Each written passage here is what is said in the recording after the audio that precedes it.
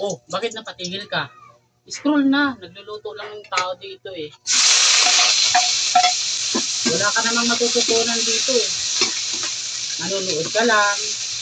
Tapos sa huli, natatakam ka pa. Simple-simple lang ang ano eh.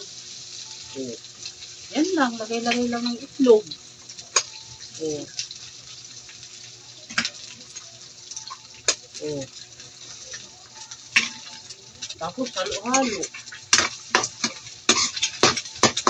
Hindi po yan ginisang ampalaya ha. Torta yan. Oh. Mas marami pa yung itlog sa ampalaya. Itlog na may ampalaya. Hindi ampalaya na may itlog. Kasi mas marami itlog. Oh. Lagyan ko lang kunting asin. Kunting bitchin. Ulam na. Mas gusto ko sa ampalaya yung hot cook talaga siya. Kasi medyo malutong-lutong pa siya kung pag kinagat mo. Para siyang balon-balon. Oh, medyo mainit na tong ano, manipis kasi yung patulgar natin. Ito lagari. Yan yung problema sa mga gasol.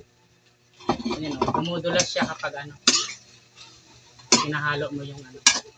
Di katulad ng mga silin na kumakapit yung puwit ng kaldero doon sa kanyang mga ngipin sa ilalim. Napawisan na ako, oh. Liit ng bahay namin tapos ang init dito sa loob, nagluto pa ako. Doble yung init. 54 degrees Celsius. Pag di ka nagluto, wala kang ulam. Kailangan yan, luto na yan.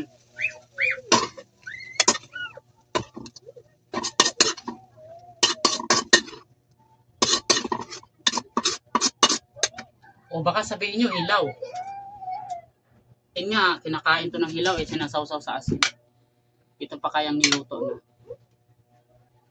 Yan ang tunay na lutong bukid, madalian lang.